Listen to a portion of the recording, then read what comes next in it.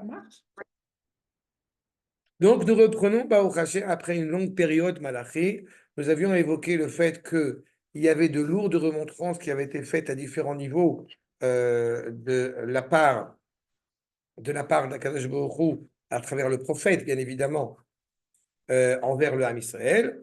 Et nous sommes passés progressivement à une prise de conscience de la responsabilité de Ham Israël et, j'ai envie de dire, de la manière dont Akadosh Baruch Hu va gérer son monde en ce qui concerne, j'ai envie de dire, la récompense et le châtiment. D'accord? C'est un petit peu le processus. Nous arrivons dans les derniers, nous sommes au 3e chapitre, je vous rappelle, de Malachi. Nous arrivons dans ces derniers versets, il y a encore un petit peu de temps, et voyons ce que nous dit justement. Parce que le problème, là aussi, il faut en être conscient. Quand on a des remontrances qui sont faites par le prophète, alors il y a deux possibilités. Ou alors on se désespère de la réalité, ou alors on essaie de se renforcer pour bien comprendre quels sont les aboutissants de ces remontrances. D'accord? Nous dit ces premiers versets, verset 13.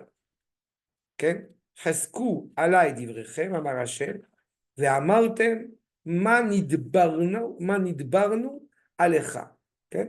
Renforcez, donc renforcez-vous sur moi avec les propos d'Ivrechem, dit Akash Borou. C'est intéressant cette ambivalence. Chesku alay, d'Ivrechem. C'est renforcez-vous sur moi vos propos, vos paroles. Dit, vous remarquerez, c'est Hey, c'est Hachem, c'est-à-dire c'est Yud Kevavke, cette vertu justement de la miséricorde, en disant Manidbarnu alecha. Qu'est-ce que nous avons, qu'est-ce qui est sorti de nous? Puisqu'encore une fois, notre objectif n'est clairement pas de devenir des robots, n'est-ce pas? Mais toujours d'être conscient d'une parole qui nous anime de l'intérieur, de cette volonté d'être en coïncidence, en cohérence en cohésion avec le Créateur. Amaltem, Shav Oved Elohim, Uma Betsa, כי שמענו משמרתו וכי אנחנו קדרנית מפני השם צבאות. Amartem, vous avez dit, à quoi sert de servir à Kajborou? C'est vain, Shav, de servir à Kajborou. Ou Ma Betsa, et à quoi cela va servir puisqu'on a gardé les lois comme il faut et pourtant on en souffre. À cause de Hachem, Dieu des armées, à cause, semble-t-il, des décrets qui vont être infligés sur la nation. Vous voyez cette problématique-là. Ve'ata anachnu ma'ashirim zedim gam nivnu oseresha gam bachanu Elohim va'imaltu. Et désormais, si je traduis littéralement, nous reconnaissons que certains se sont mal comportés et qui continuent malgré tout à œuvrer dans leur mécréance, dans leur méchanceté, et pourtant, eux vont partir, mais nous, semble-t-il, eh bien, il est possible que nous continuions à en souffrir. En gros, à quoi sert-il de vouloir se comporter bien si en fin de compte on en souffre malgré tout? Question difficile et question dure. Vous savez, il y a toujours une référence à laquelle je pense, c'est un article du Rav Kook dans Massa Machanot. On est à la veille de Rosh Hashanah et le Rav Kook va voir les gens, on va dire, les appeler Haredim, à l'époque les religieux, appelés Haredim, et il leur demande de parler de la Teshuvah, l'importance de faire Teshuvah, et ils lui disent, qu'est-ce que tu veux de nous? Nous, on fait ce qu'il faut, va voir les Chofshim, va voir les Chilonim, ils sont libres. On va voir les Chilonim, et les Chilonim disent quoi? Qu'est-ce que tu veux de nous? C'est un terme de religieux, va voir les religieux. Conclusion, personne ne fait Teshuvah. Hein? Et cet engagement encore une fois, malheureusement, cette incompréhension qui doit engager toute l'entité du peuple. Il est évident qu'on doit mettre le doigt sur ceux qui ont des actes mécréants, mais je crois que c'est bien plus que ça. Ceux qui donnent une couleur à la nation qui n'est pas à la place où elle devrait être. Ce n'est pas seulement le fait de fauter individuellement, c'est quel est le message véhiculé par l'entité politique tout entière. C'est ça qui est reproché au peuple juif.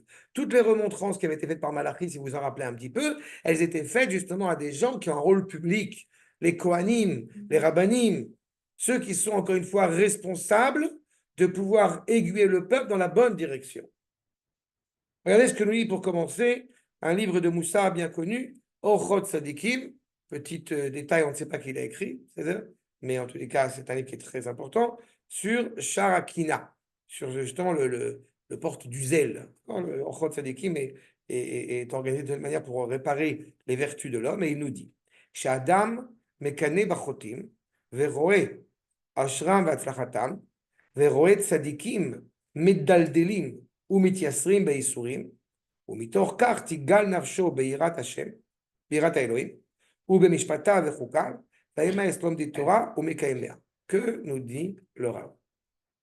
On est en train de dire que si avec les gens, on va le dire de manière très impromptue, très incongrue, si avec les gens qui étaient pas religieux qui souffraient, bon, cette dernière année, il m'est arrivé d'entendre cette phrase absolument abjecte.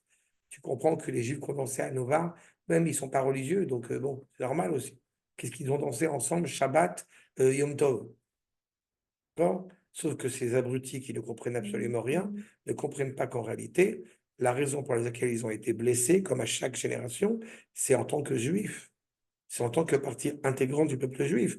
Donc cette réflexion de dire comme s'il y avait une scission au sein du peuple entre ceux qui mériteraient d'être punis et ceux qui ne méritent pas, ne serait pas tout à fait, ne serait pas totalement, ne serait pas cohérente. Cependant, il y a une remarque qui est faite, que tu blesses les méchants, ok, je comprends, mais ceux qui sont tzadikim, eh bien, ils en prennent plein la tête.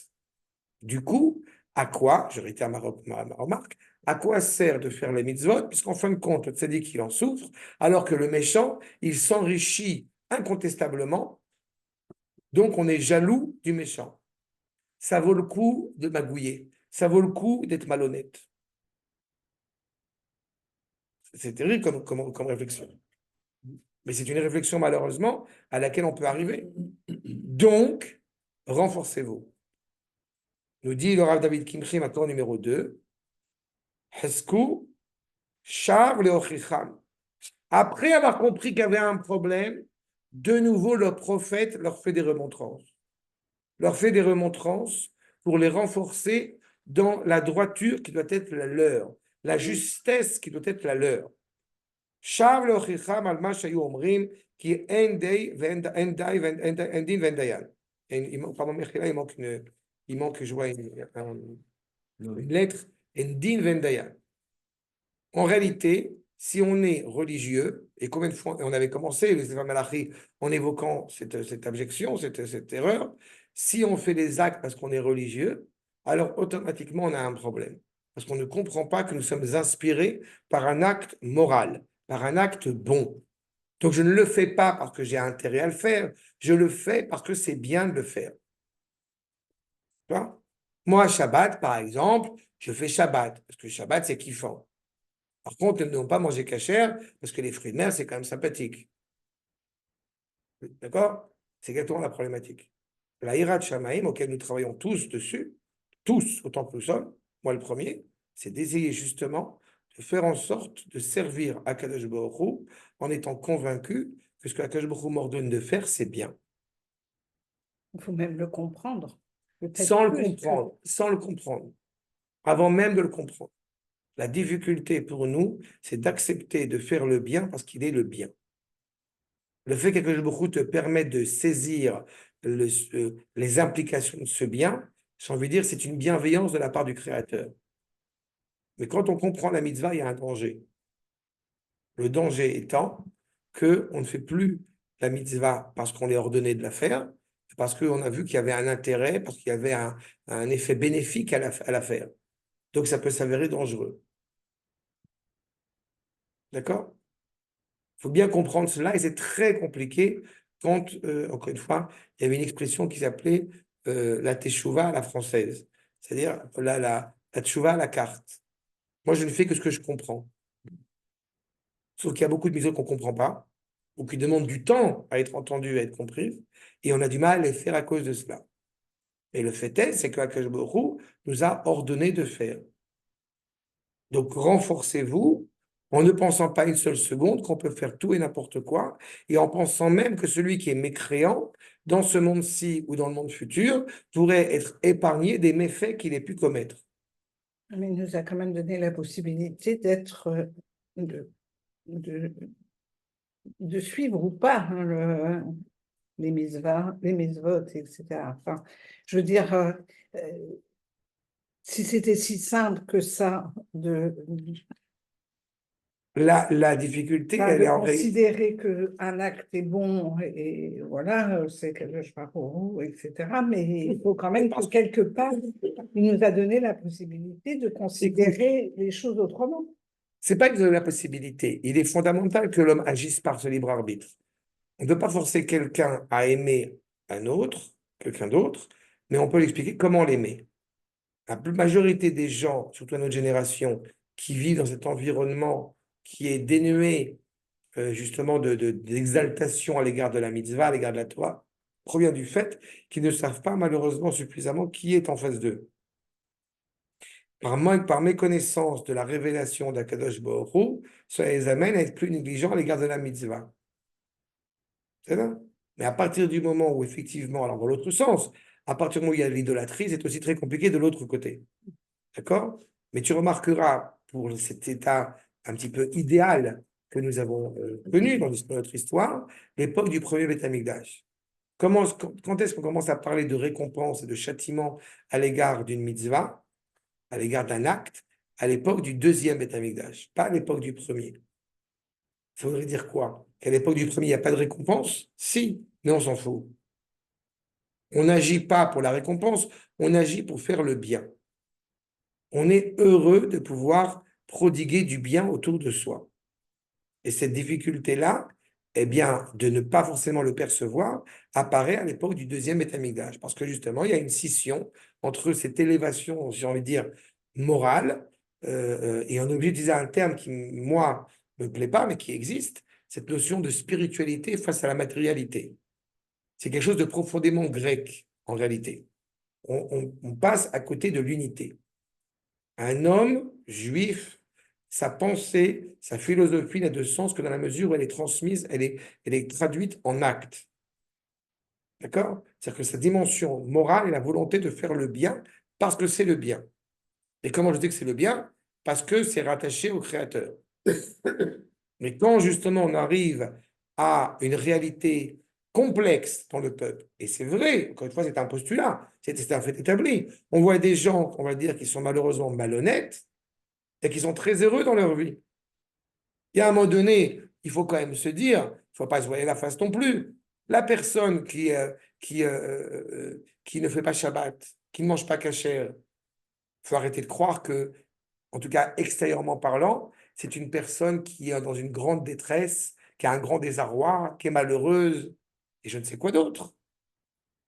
Quand j'étais à Tel Aviv, et un Shabbat, nous sommes allés à Tel Aviv, dans une auberge de jeunesse, et il y avait, avec mes beaux-parents, etc. Bref, et il y avait le Yarkon avec le jardin, quoi, qui était, et le parc. Et une des choses qui m'a quand même profondément marqué, c'est la légèreté. Les gens étaient assis dans le parc, ils faisaient un pique-nique, ils faisaient machin, il y avait plein de gens qui profitaient de ce moment-là. L'insouciance.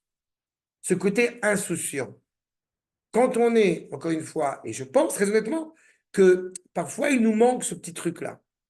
Ça veut dire, on est tellement investi dans le Shabbat et on veut faire ce qu'il faut faire.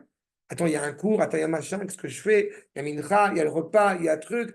Et on perd quelque part un peu cette insouciance. Et je trouve qu'il y a une nécessité à, justement, Tamim Tiei Hashem Elohecha, à garder cette plénitude en servant le Créateur. Et Dieu sait combien elle est difficile. Donc, il n'y a pas de place pour l'insouciance. Ça devrait être une insouciance, mais qui n'est pas une insouciance, comme on dirait, une insouciance vide, mais une insouciance pleine. C'est très compliqué. C'est très Je difficile. très bien ce que tu veux dire. Il y a ce côté de Hein, t'as du mal? L'insouciance pleine, être heureux d'être, encore une fois, de servir à quelque chose parce que c'est bien de le faire. d'accord. Parce que tu es heureux de le Pas faire. se poser trop de questions. C'est-à-dire, faut le faire de façon naturelle. C'est normal que je comprenne pas. Non, mais ça peut apparaître, Ouais. c'est une difficulté auquel, encore une fois, et pas que toi, on est confronté à cela. Il y a une nécessité, je ne dis pas qu'il n'y a pas d'obstacle, je ne dis pas qu'il n'y a pas de défi, mais c'est ce qui m'a marqué ce jour-là, ce Shabbat, de voir comme je disais, cette insouciance, cette légèreté, cette frivolité qui était là. Je pense que c'est d'autant plus marquant par rapport à la situation qu'on vit. À la limite, tu te dis, tu vois, on est en guerre, quoi. Et c'est ça, moi, c'est ce que j'explique aux gens qui sont en France, qui ont qui sont focus sur l'information qui est déformée. Je leur dis, mais on a cette forme d'insouciance, c'est-à-dire qu'on on continue à vivre, on continue à aller Vous avez faire d'être tabac. heureux. On était sous Tatuka la semaine dernière, on fait des choses que les gens disent, vous êtes marteau, quoi. C'est comme ça. Ben non, on vit, quoi. C'est une forme d'optimisme. Oui, C'est-à-dire mais qu'en c'est fait, nécessaire. L'insouciance, c'est quand tu n'es pas tout le temps écrasé par qu'est-ce qui va m'arriver, Non, mais qu'est-ce qui des se passe si je rate une fois, étape. C'est de la légèreté de l'optimisme. La remarque que font ici cette frange du peuple en rétorquant que à quoi ça sert qu'on fasse le bien, parce que tu vois, en fin de compte, on en souffre. Ben, c'est une remarque qui nécessite, qui justifie la remontrance, encore une fois, du prophète. mais inversement, c'est comme la joie pendant Sukkot alors qu'on traverse des épreuves. Mais on a Est-ce qu'on traversé est, pas en on 2000 est ans. autorisé, puisque c'est ce que vous nous avez raconté. Est-ce qu'on est autorisé? On est pas On a autorisé, le devoir. on est obligé. Ça, Parce que c'est c'est une- terrible. Hein. Oui, mais parce que c'était encore une fois, c'est une simra pour le coup qui est rattachée à Kadosh Baruch Hu. Ouais. T'as vu ça C'est donc cette légèreté, c'est ça. après les cafotes, là, ils ont fait le deuxième, là, après Simchat Torah. Je ne suis pas allé parce que j'étais trop fatigué, mais j'ai vu j'ai vu des vidéos. Mais il fallait voir que les gens étaient vraiment pleinement dans la simra, quoi. C'était pas. Surtout que j'ai oui. compris que Ouais. surtout que j'ai compris que c'était le seul endroit où ils ont fait de la kavod shniyot. Que dans plein d'endroits, c'était empêché, c'était interdit. Ah oui. À Rambam, mais ailleurs, ça a été empêché. Ah bon? Ok. Ah non. C'est pour ça qu'il y a eu aussi un Oui, problème oui, problématique c'est par rapport à pour ça. Voilà. Mais je peux te dire que, pour reprendre ce que tu soulèves maintenant, j'étais à la tente, comment dire, la tente des héros à Jérusalem, à Motel Simchat Torah, là où- à Maal Agvoa, et il fallait voir les jeunes qui dansaient, il fallait voir on a les images des soldats qui défilent, avec des histoires, et encore une fois, il y a un renforcement. Mais c'est difficile d'être insouciant quand on vit une telle réalité. C'est pour ça que je dis que c'est une insouciance qui n'est pas vide, c'est pas une frivolité qui n'a pas de sens. C'est la volonté, encore une fois, de faire le bien parce que c'est le bien. Ok. Excuse-moi, mais c'est d'autant plus vrai que c'est terrible, mais quand j'étais en France, là, il y a 3 semaines, là, je vous ai raconté, je suis allé au 17 octobre, là, ma soeur m'a poussé un peu à aller là-bas. Ils ne sont pas dans cette situation-là, où ils sont là avec les larmes qui coulent. Alors, je ne dis pas qu'il ne faut pas avoir les larmes qui coulent, hein, mais ils n'ont pas compris qu'en fait, il y avait un changement de paradigme, en fait, et que ce qui nous arrivait, c'était pour le bien. Alors, je ne sais pas si je peux l'exprimer comme ça, Ouais, mais je ne sais pas comment le dire. Ok. Mais moi, j'étais là, je disais, OK, en effet, c'est dramatique. Il nous racontait les histoires, comme tu dis, ça, les images qui tournent des soldats. Mais on est renforcé de leur héroïsme. Mais d'un autre côté, ils ne se rendent pas compte que c'est des héros, en fait, en France. Tu vois, ils sont là en disant, c'est des victimes, quoi. Et alors qu'en fait, c'est des héros, quoi. Et ça, tu ne peux pas leur faire comprendre. Non. Et comprennent pas que c'est eux aussi. Ils ne comprennent pas que c'est eux aussi qui vivent ça. Oui.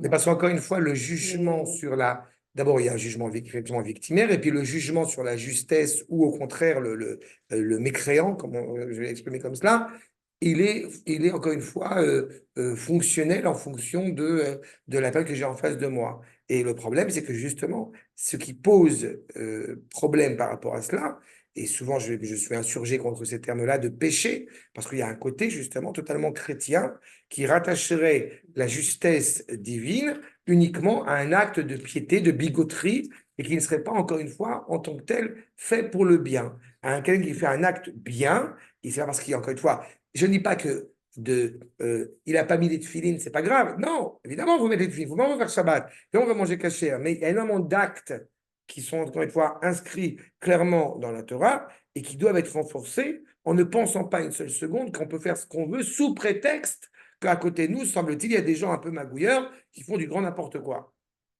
Enfin, au contraire, en général, ils ont peut-être un grand-père qui s'est bien comporté et qui fait que on veut leur éponger tous les mérites et tous les droits qu'ils pourraient avoir dans ce monde-ci pour plus en avoir besoin dans le bon futur. C'est un petit peu ça qu'il en sort. D'accord?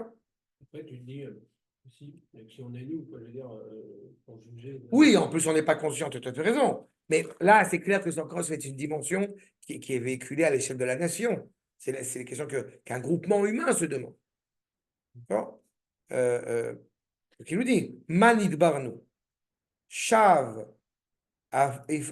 Poel Paoul Lerov, Atmadat Adibur. Ce n'est pas une phrase en l'air.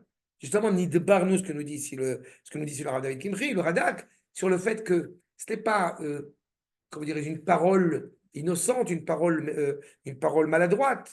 Il semble, dit le Rav David Kimchi, que c'est quelque chose qui est redondant dans la société.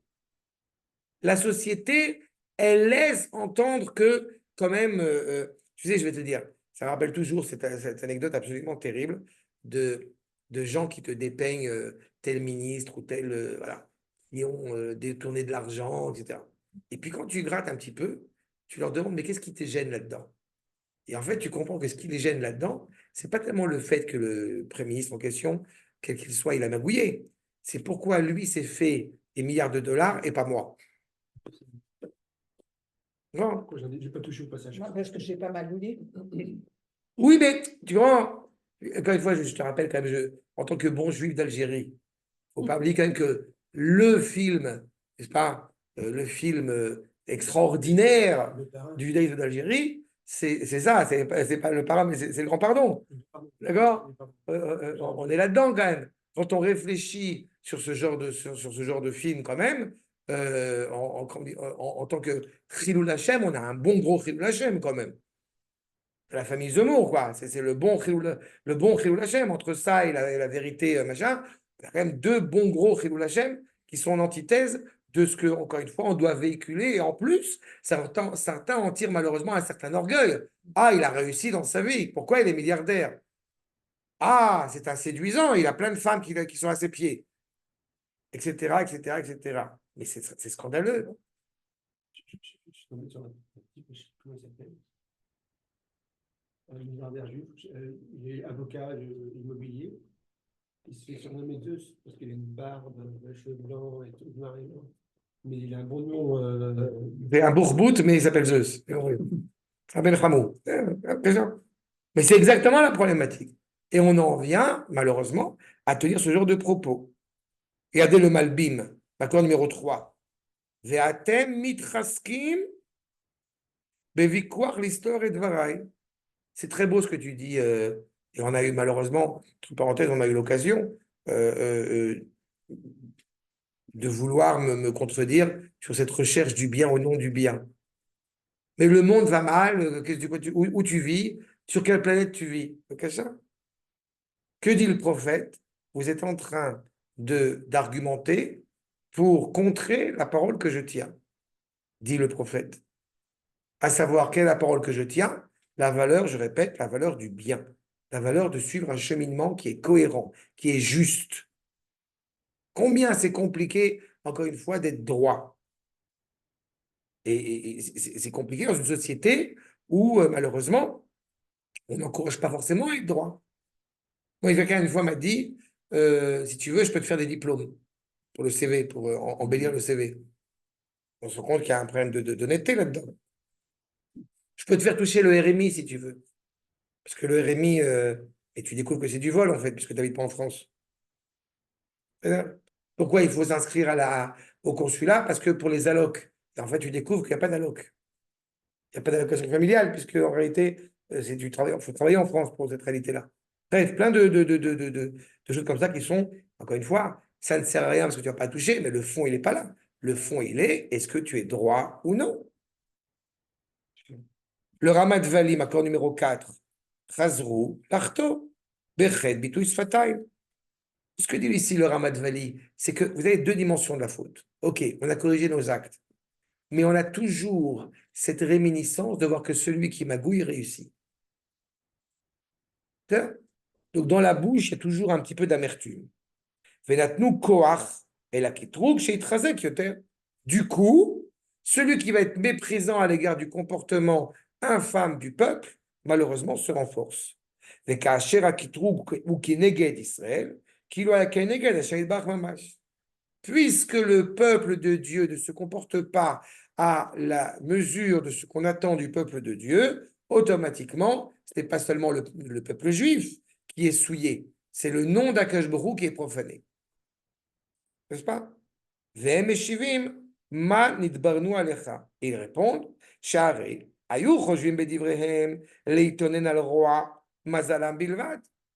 Mon problème, je répète, c'est pas qu'il y ait de la magouille. Mon problème, c'est que moi, je touche rien. On n'a pas de chance. Au moins, si tu voles, bah, vole pour toucher quelque chose de vrai, d'authentique. Kayut sadikim, BNM. Nous, on est juste, on fait ce qu'il faut. Moi, j'ai entendu ça dans les démarches de gens qui se rapprochent de la Torah. J'ai entendu ce genre de phrase. Ça m'a entendu. Ça m'est arrivé de l'entendre. On fait Shabbat, on mange kasher, on met les tefilines et regarde ce qui se passe. Il y a un problème dans cette conception-là. C'est exactement ça. Sadikim benem, veomrim, shemikre echad, l'école, les oved, velachir et neno oved. En fin de compte, tout le monde est à la même enseigne. J'ose dire que de faire Shabbat, j'ose dire que de manger kasher, c'est plus inscrit dans la morale telle que le préjuge doit la véhiculer. Ça ne veut pas dire que si on ne mange pas kasher et si on ne fait pas Shabbat, eh bien, on est une personne immorale, mais il n'en demeure pas moins que quand on suit la Torah, automatiquement, cela doit et a une influence sur notre comportement. On ne peut pas être ingrat quand je vais manger, comme j'ai coutume de le dire. On ne peut pas faire preuve d'ingratitude quand on est suffisamment capable de faire une bénédiction avant de manger une pomme en guise de reconnaissance à l'égard de celui qui a amené la pomme dans ma main. Donc, encore une fois, la base même de cette reconnaissance. Mais il y a quand même un problème de justice, de digne, parce que même toi, tu fais toutes les mises votes, tu es bien, tu es vertueux, ok. Le problème, c'est que celui qui n'applique pas il fait du mal, en tant que peuple, mais il te fait du mal. Pourquoi tu le laisses faire? D'abord, je ne laisse pas faire. Je ne suis pas indigent, je ne suis pas ignorant, je ne suis pas différent à son égard. Je ne laisse pas faire. Mais Il ne faut pas être jaloux de lui. Donc tu pas, n'es pas jaloux lui s'enrichit, pourquoi du moi je m'enrichis sort que pas? ça. Par contre, tu essayes de faire ton possible Pour progresser aussi. pour progresser toi-même et aussi pour l'aider lui à progresser, sans faire preuve de prétention. C'est toute la difficulté.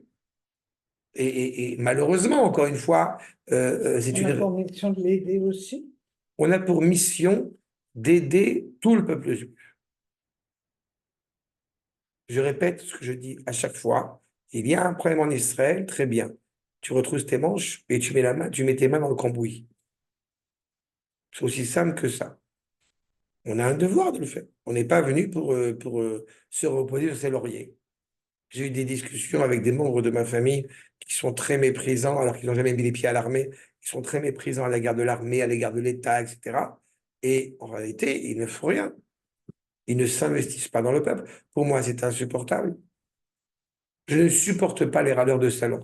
C'est juste que juste critiquer, c'est vrai que Voilà, c'est pire que tout, sans rien faire. exactement.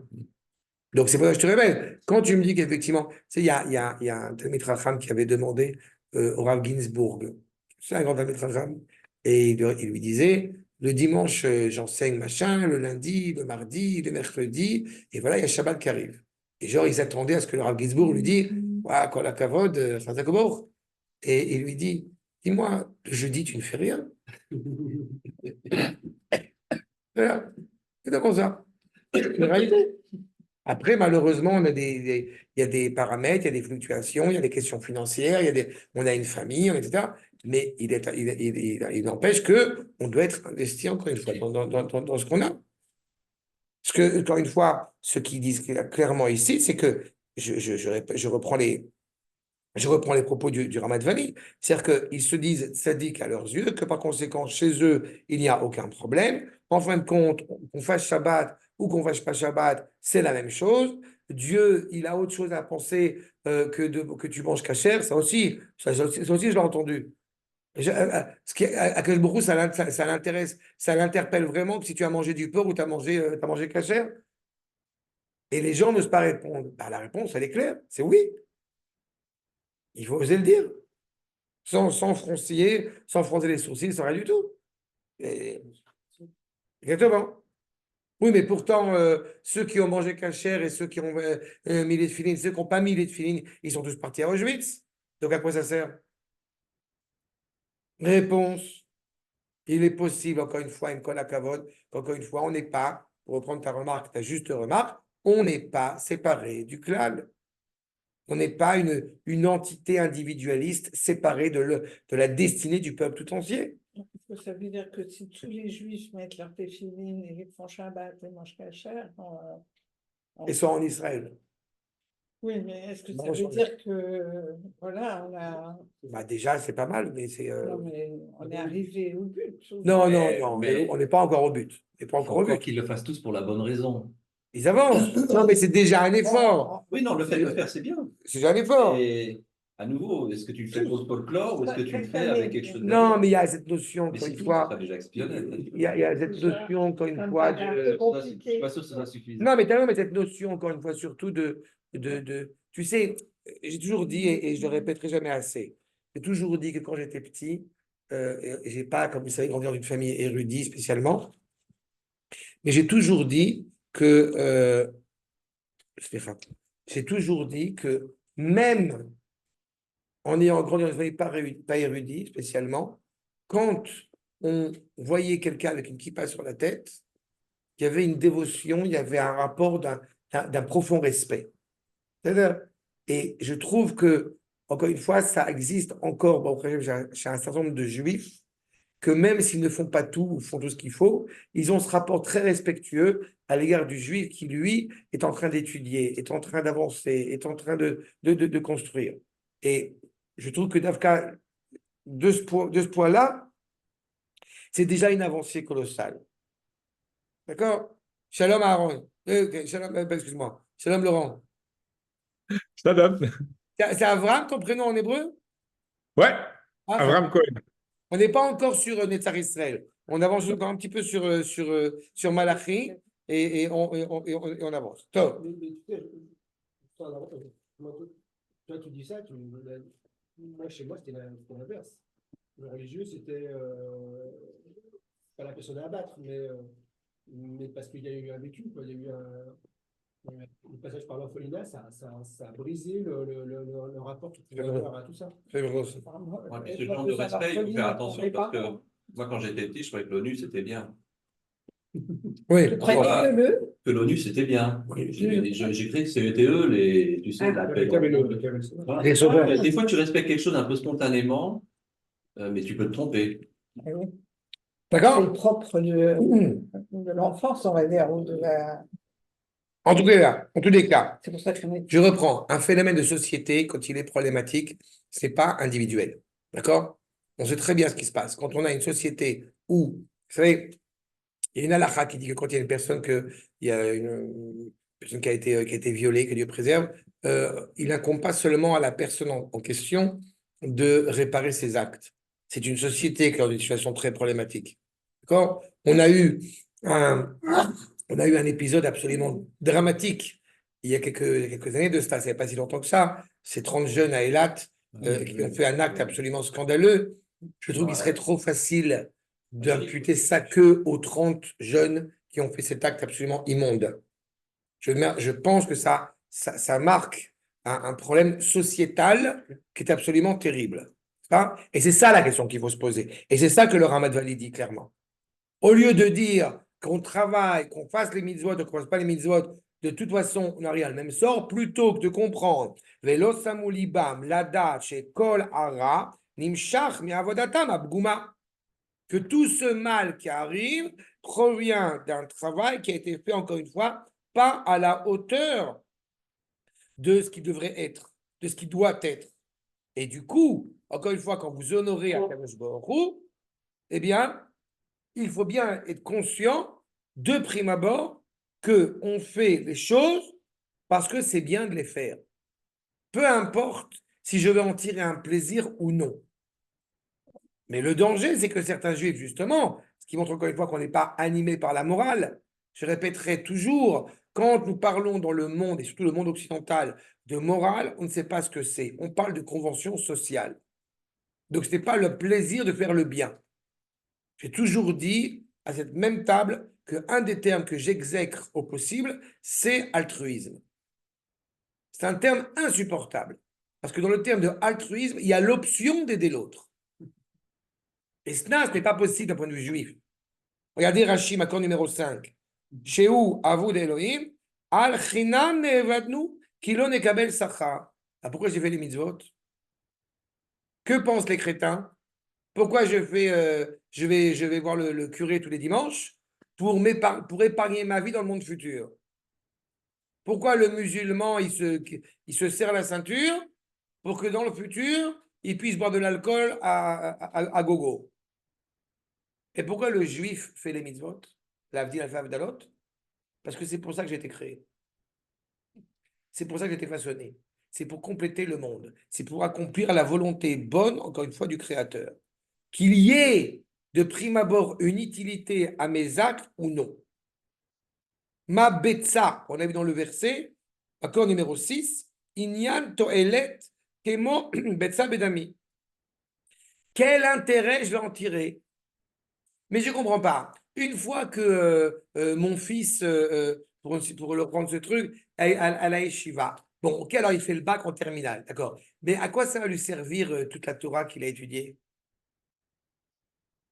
Vous connaissez ce genre de. Mais il sort avec un diplôme, Il va devenir rabbin. il ne va pas devenir rabbin. Voilà, exactement. Combien de fois j'ai expliqué ça, que la raison pour laquelle mon fils il fait du collège dans son adolescence, pas au Hachem, c'est parce que, encore une fois, ça lui donne une épine dorsale fondamentale. Après, il fera ce qu'il veut. Mais quoi, il peut être ingénieur et il ne peut pas être rabbin? Ben oui, il peut être aussi même rabbin et ingénieur, ça existe. Mais c'est encore une fois ce rapport totalement délirant à l'égard du collège. On a du respect pour les maths, on a du respect pour l'anglais, on a du respect pour... Mais on n'a pas de respect pour, encore une fois, l'essence même de l'homme juif. D'être rattaché à la parole de son Créateur.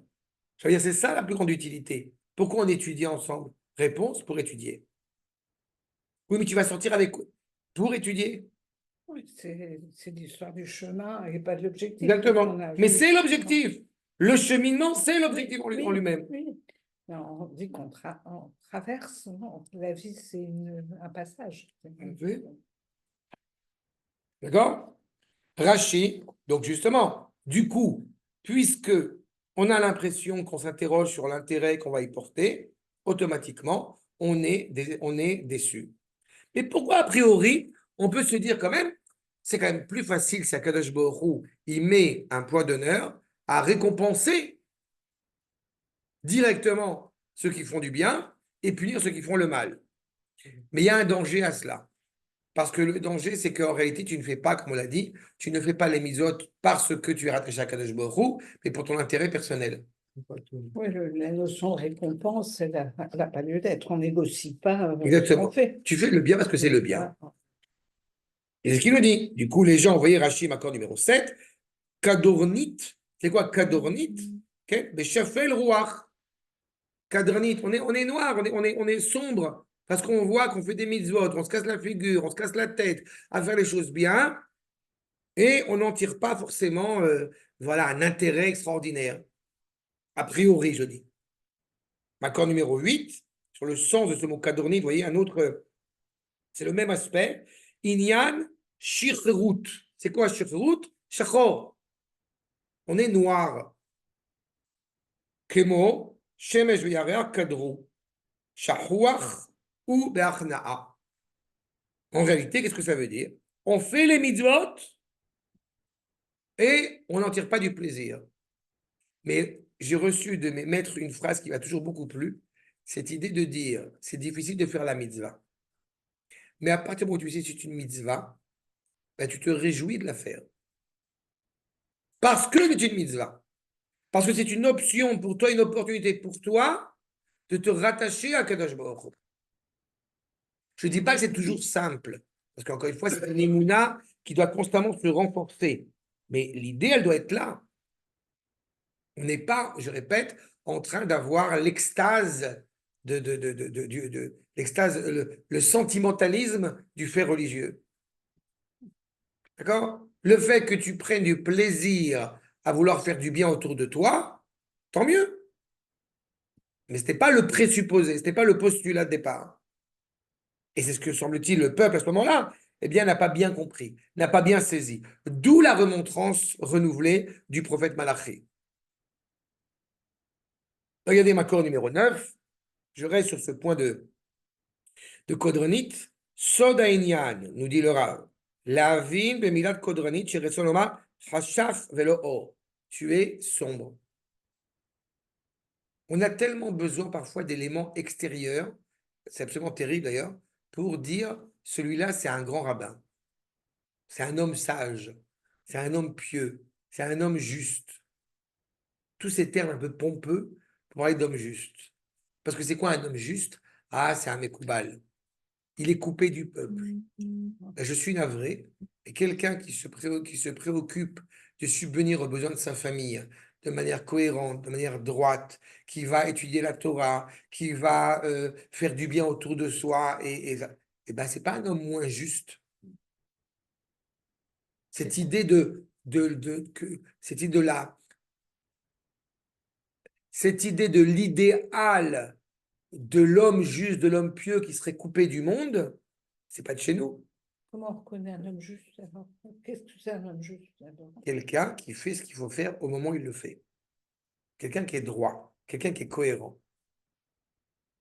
Écoute, j'ai pas la prétention d'être un homme juste, mais je répète, j'ai déjà dit plusieurs fois que je suis pour ma part très fier, si je peux parler de fierté, sur le fait que je ne fais pas que parler, j'agis.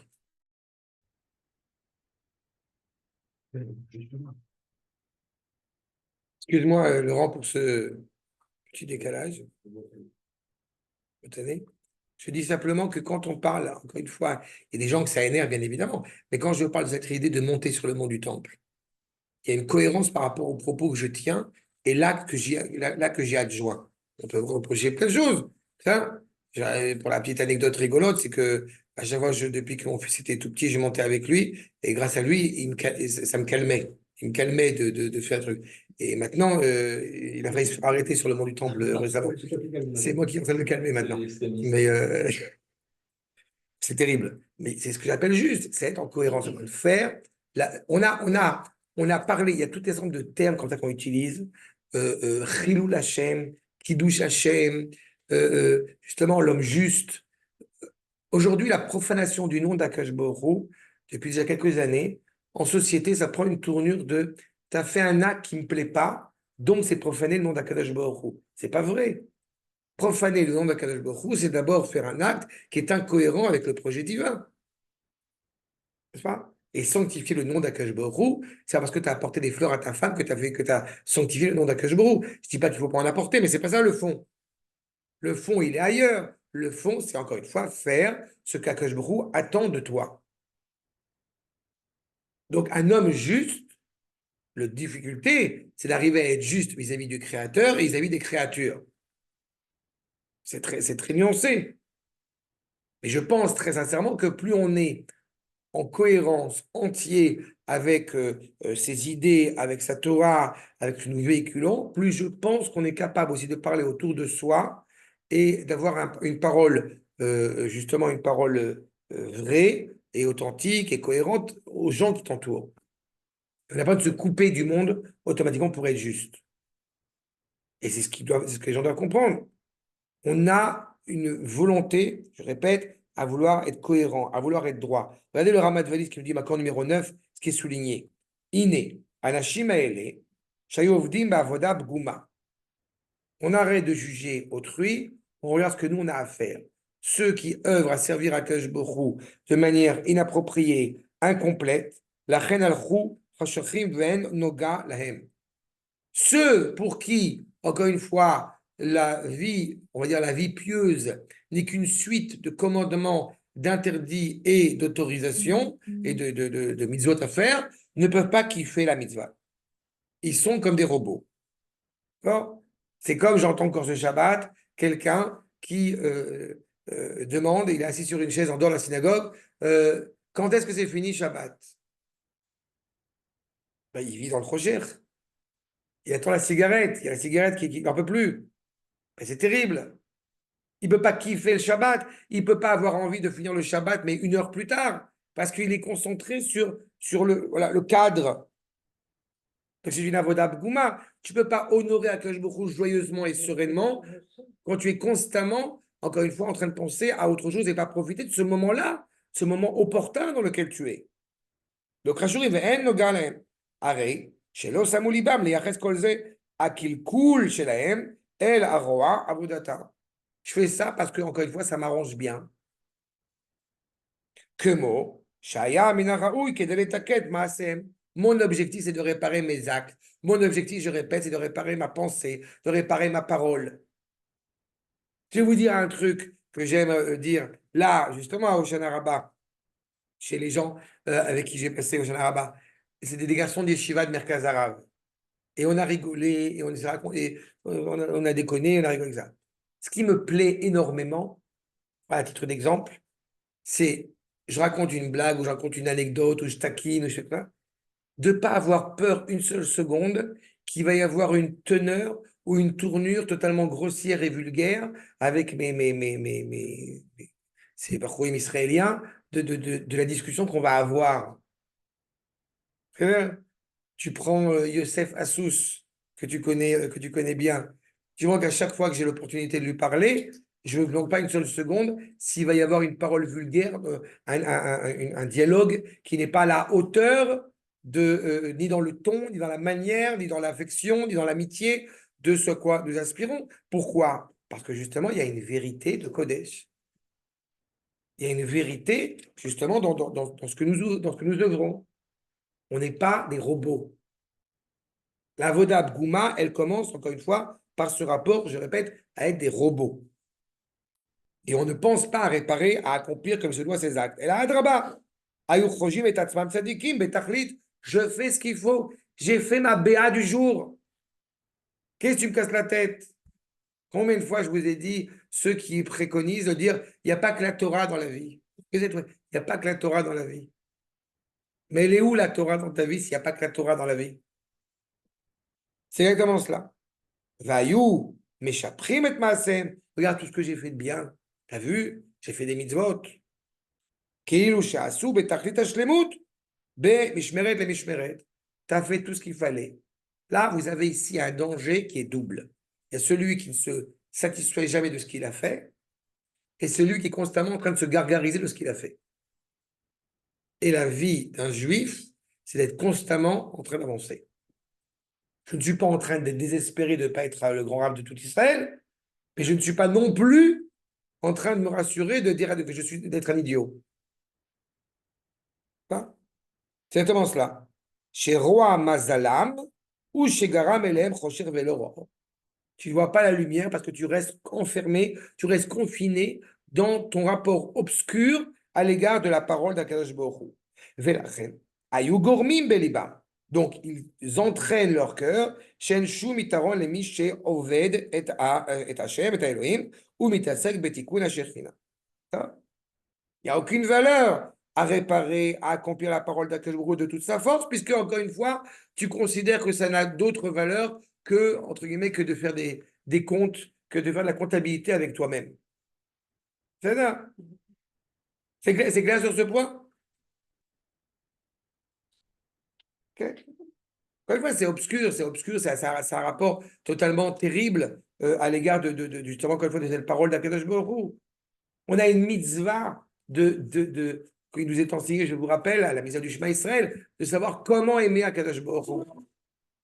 Moi, j'aime ma femme parce qu'elle me fait du bon couscous. Mais si on arrive à ce qu'une relation d'amour entre un homme et sa femme commence à la qualité du couscous, et on est fini, on est foutu. C'est pas de l'amour, c'est un intérêt.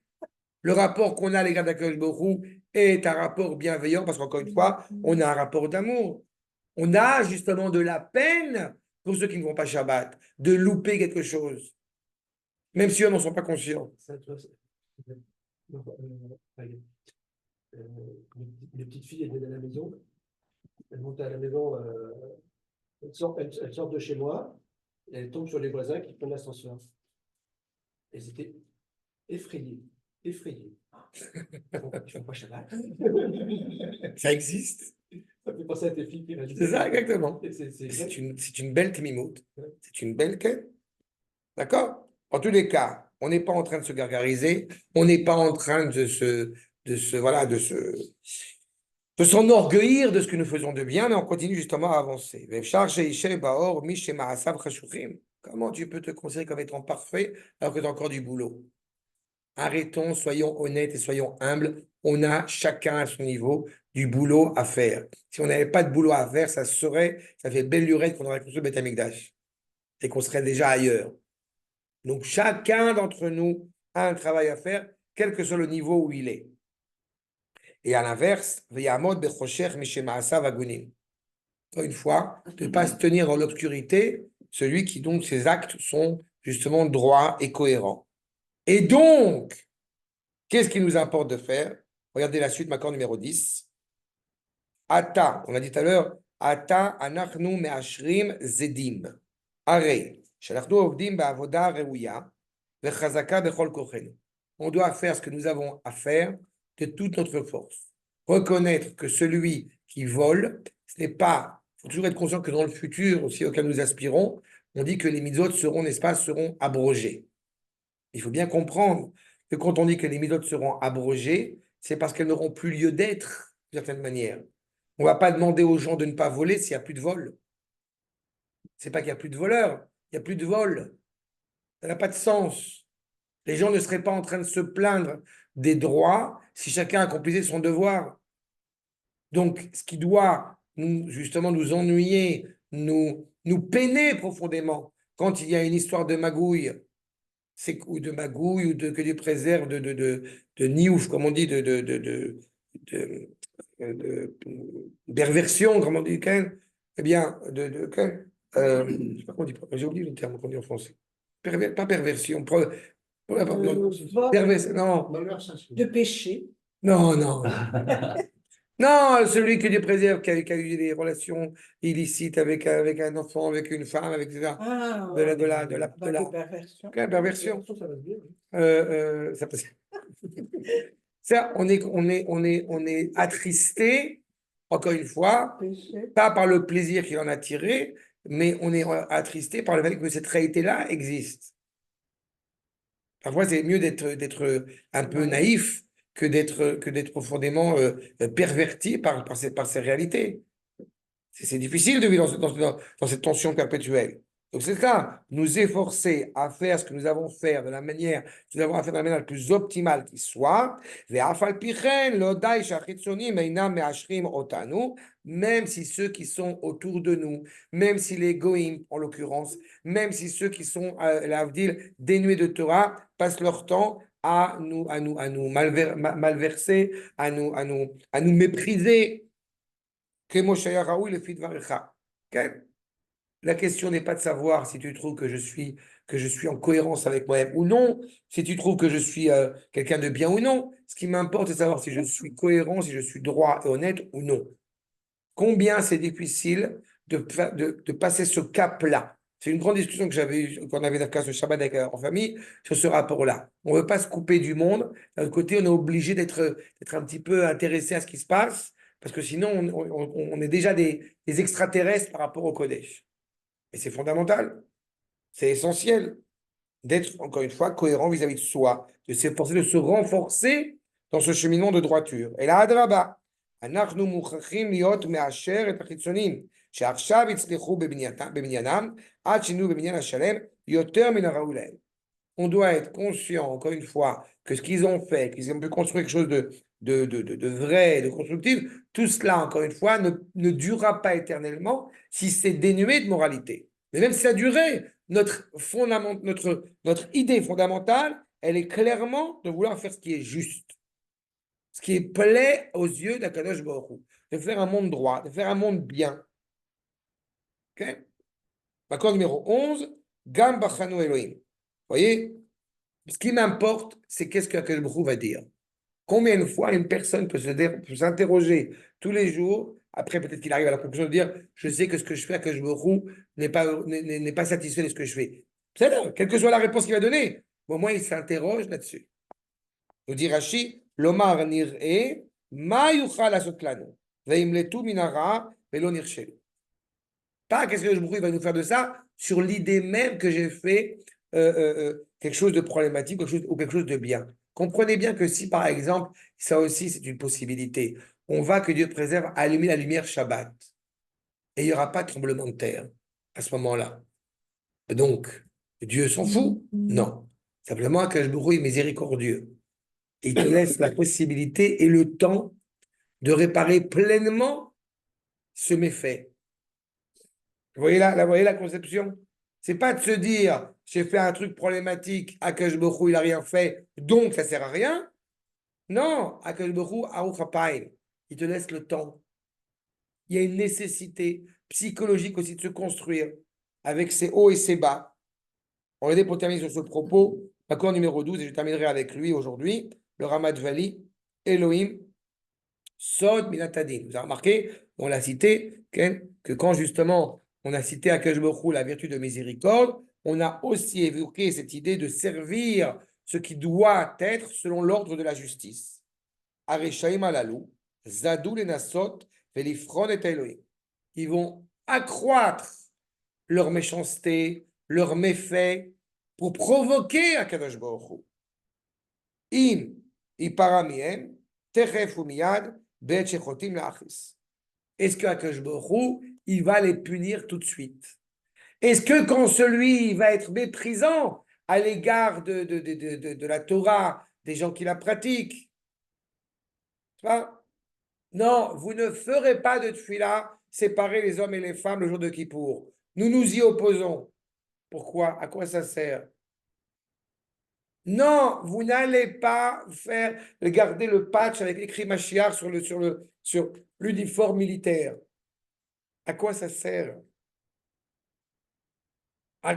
Dans le contexte dans lequel nous sommes, c'est absolument indigeste. C'est absolument, il n'y a pas de mots pour définir cela.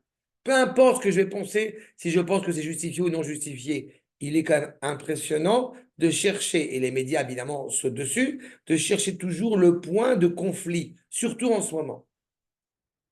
C'est exactement la problématique. Je veux énerver, moi je le traduis comme cela, je veux énerver Akadosh Baruch Hu. Qu'est-ce qu'il va faire? Ve'omnam, Hashem itbarach shunikra erech hapayim, voyez, il est patient. Afilou la rechaim, même les pourris. Dans quelques semaines, nous allons commencer à évoquer la pluie qui va tomber. Vous savez que la pluie, elle tombe sur les tzadikim et sur les rechaim. Elle tombe sur tout le monde. Kedei, le'anicham bepchiratam. Je vais toujours vous laisser la possibilité du choix, de choisir le cheminement que vous choisirez. Jusqu'à quand? Le plus longtemps possible. Jusqu'au moment où Akadosh Baruch Hu dit, ça y est, stop. Comme il a dit à Akadosh Baruch Hu, halas. Ça suffit. Oui, parce que je vous parle arabe, bien évidemment. L'arabe d'Afrique du Nord, surtout. Ça va, il vous laisse le choix. Même celui qui s'est mal comporté, il a la possibilité de réparer. Les fichar. L'homme est pour Anoutam. On n'est pas pressé d'envoyer la sauce. On n'est pas pressé d'envoyer des décrets absolument terribles. Même vis-à-vis des Rechaïm. Seulement, qu'il commence à réfléchir sur le comportement qui est le leur. Même ceux qui veulent énerver Akadosh Baruch Hu. Mais comprenez bien quand je dis Rechaïm.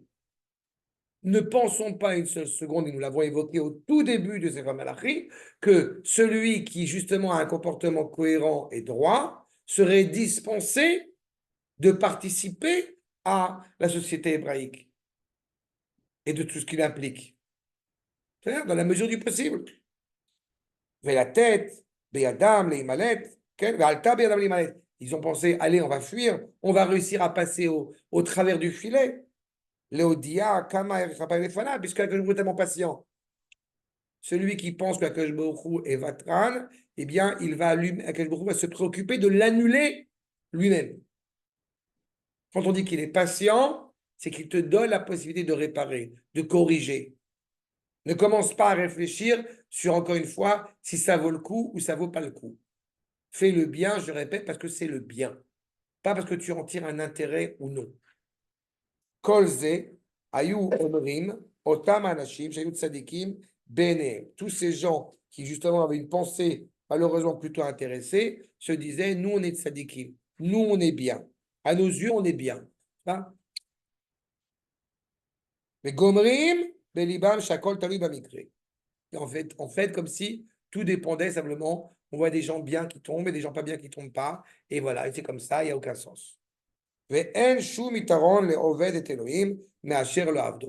Et comme s'il n'y avait aucun intérêt, il n'y avait aucun avantage à servir à Kadosh Baruch Hu ou à pas servir à Kadosh Baruch Hu. Mais celui qui pense comme ça, j'espère que vous entendez bien que dans le fond, il y a un problème de cohérence et de compréhension de la valeur de la Torah. La Torah, elle est rattachée au peuple juif. Le peuple juif est rattaché à la Torah. Le Midrash Tana de Eliyahu dit un enseignement bien connu, qu'est-ce qui passe en premier? Est-ce que c'est Am Israël ou c'est la Torah? Une fois, Ben Gurion, il a demandé justement au Rav Yehuda, pour un peu titiller, qu'est-ce qui est en premier, la Torah ou Am Israël? Et il sait très bien la réponse. Le Tana de Eliyahu dit, c'est Am Israël. Seulement, donc Ben Gurion dit quoi? Donc tu vois, donc le peuple juif passe avant la Torah. Rav Yehuda lui répond, tu n'as pas compris. Le peuple juif sans la Torah, c'est pas le peuple juif. C'est l'épine dorsale qui l'anime. C'est l'oxygène qui lui donne encore une fois son souffle. C'est exactement cette problématique-là.